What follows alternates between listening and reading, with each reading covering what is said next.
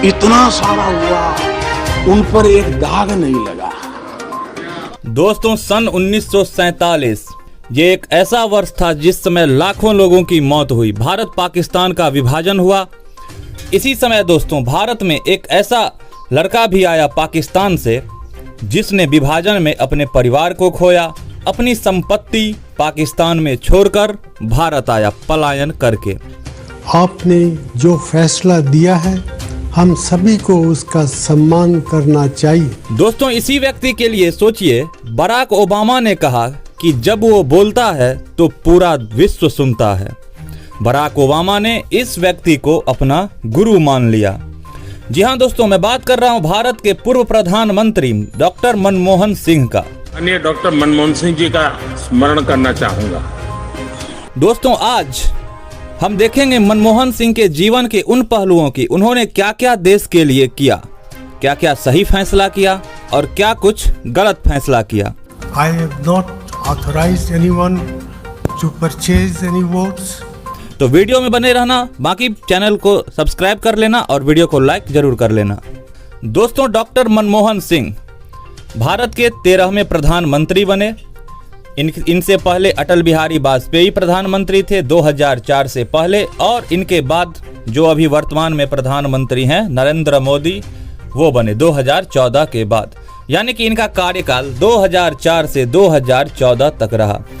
दोस्तों, इनके जन्म की बात करें तो मनमोहन सिंह का जन्म पश्चिमी पंजाब, जहां एक स्थान है गाह नामक स्थान पर हुआ, जो कि पश्चिमी पंजाब में है और वर्तमान में वो पाकिस्तान में है। दोस्तों, जब विभाजन हुआ तो डॉक्टर मनमोहन सिंह उस समय कम उम्र के थे और विभाजन की त्रासदी इन पर अच्छी गुजरी। इन्होंने विभाजन में अपना पूरा परिवार खो दिया और फिर ये पलायन करके भारत आए। भारत आने के बाद इन्हें गरीबी का दंश झेलना पड़ा। इन्होंने लालटेन में पढ़ाई की।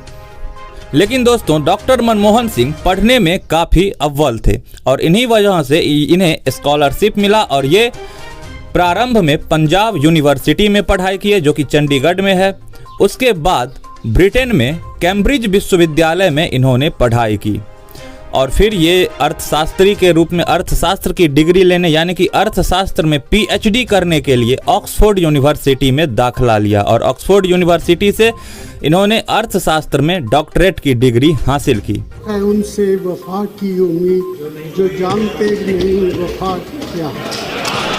दोस्तों, साल 1970 के समय भारत सरकार में आर्थिक सलाहकार के रूप में ये इन्होंने काम किया। लंबे समय तक भारत सरकार के आर्थिक सलाहकार के तौर पर डॉक्टर मनमोहन सिंह ने अपना काम किया। हिंदुस्तान में पिछले 30-35 साल भारत के आर्थिक निर्णयों के साथ उनका सीधा संबंध रहा।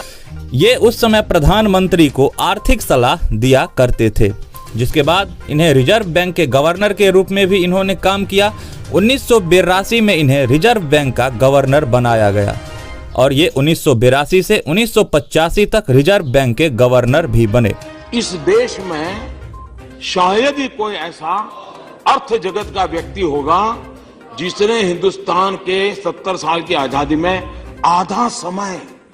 सोचिए दोस्तों, एक ऐसा लड़का जिसके पीछे कोई नहीं था, सिर्फ अपने नॉलेज के दम पे, अपने लगन के दम पे ये इस मुकाम तक आए कि ये रिजर्व बैंक के गवर्नर भी बन गए।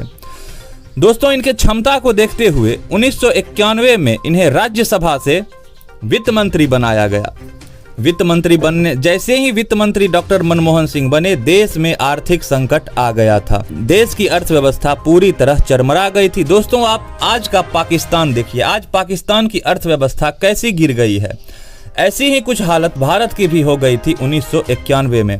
लेकिन पाकिस्तान से आया एक लड़का डॉक्टर मनमोहन सिंह ने भारत की अर्थव्यवस्था को संभाल लिया। हालांकि आज पाकिस्तान की अर्थव्यवस्था को संभालने वाला कोई नहीं है। दोस्तों, आर्थिक संकट से बचने के लिए डॉक्टर मनमोहन सिंह ने कुछ स्टेप लिए, कुछ चेंजिंग किया। इन्होंने टैक्स को कम कर दिया और जो बिजनेस थे, उद्योग थे, उद्योगों का निजीकरण भी कर दिया। वहीं जो विदेश की कंपनी थी, उन्हें भारत आने के लिए प्रोत्साहित किया कि आप भारत आएं, आप यहाँ पर आके अपना कंपनी सेटअप करें, अपना मशीन लगाएं, अपना प्रोडक्ट बनाएं। और इन्हीं कुछ बदलावों की वजह से भारत की अर्थव्यवस्था पूरी तरह ठीक हुई। भारत की अर्थव्यवस्था में एक अलग बूम देखने को मिला। दोस्तों आपको बता दें कि जब ये 2008 में प्रधानमंत्री थे भारत के, उस समय भी विश्व में आर्थिक मंदी हुई थी। अमेरिका की अर्थव्यवस्था पूरी तरह धराशायी हो गई थी। विश्व के कई बड़ी अर्थव्यवस्थाओं की अर्थव्यवस्था धराशायी हो गई थी। लेकिन मनमोहन सिंह की नीति की वजह से भारत इन धराशायी, इन मंदी के समय में भी अंगद की तरह पैर जमाए चल रहा था। लेकिन दोस्तों आज भी विश्व में आर्थिक मंदी हो गई है। भारत में भी आर्थिक मंदी का असर काफ़ी देखने को मिल रहा है। वहीं दोस्तों अब तक ये राज्यसभा के सदस्य हुआ करते थे, लेकिन 1999 में इन्होंने लोकसभा से चुनाव लड़ने का फैसला किया, लेकिन ये हार गए। लोकसभा से ये चुनाव हार गए। लेकिन दोस्तों जब कांग्रेस 2004 में वापसी की, यानी कि 2004 में अटल बिहारी वाजपेयी की भाजपा की सरकार की हार हुई और कांग्रेस की जीत हुई, तो सभी लोग चाहते थे कि भारत की प्रधानमंत्री सोनिया गांधी बनी। लेकिन सोनिया गांधी, जो कि राजीव गांधी की विधवा थी, उन्होंने ये पद लेने से इनकार कर दिया और उन्होंने डॉक्टर मनमोहन सिंह का नाम आगे किया, यानी कि डॉक्टर मनमोहन सिंह के नाम की सिफारिश की। जिसके बाद डॉक्टर मनमोहन सिंह 2004 से लेकर 2014 तक भारत के प्रधानमंत्री के रूप में काम किया। भारत को एक नई ऊंचाई तक ले जाने में अपना योगदान दिया। दोस्तों अक्सर कहते हैं कि डॉक्टर मनमोहन सिंह कम बोलते थे, ये सोनिया गांधी के इशारा पर चलने वाले प्रधानमंत्री थे। लेकिन दोस्तों ऐसी बात नहीं है। डॉक्टर मनमोहन सिंह उस समय पत्रकार से प्रेस कॉन्फ्रेंस करते थे, देश की जनता का जवाब देते थे। लेकिन आज प्रधानमंत्री द्वारा एक भी प्रेस कॉन्फ्रेंस नहीं किया जा रहा है। देश की बदहाली पर कुछ भी बात नहीं किया जा रहा है। तो आप इससे सोच सकते हैं कि कौन ज़्यादा बोलता था और कौन कम बोलता था। हालांकि ज़्यादा बोलने में वर्तमान के प्रधानमंत्री भी बहुत आगे हैं, लेकिन क्या मुद्दा, क्या बोलना चाहिए, देश की स्थिति पर बात करनी चाहिए, देश की जनता का जवाब देना चाहिए, उनमें नरेंद्र मोदी शायद काफ़ी पीछे हैं मनमोहन सिंह से। दोस्तों आपको ये वीडियो कैसा लगा हमें कमेंट में ज़रूर बताना। बाकी वीडियो अच्छा लगा तो वीडियो को लाइक ज़रूर कर देना, और आप देश के सबसे बेस्ट प्रधानमंत्री किसे मानते हैं हमें कमेंट में ज़रूर बताना। साथ ही दोस्तों चैनल को सब्सक्राइब जरूर कर लेना इसी तरह के वीडियोस पाते रहने के लिए। आपसे मिलते हैं हम किसी नेक्स्ट वीडियो में किसी नेक्स्ट टॉपिक के साथ। तब तक के लिए धन्यवाद।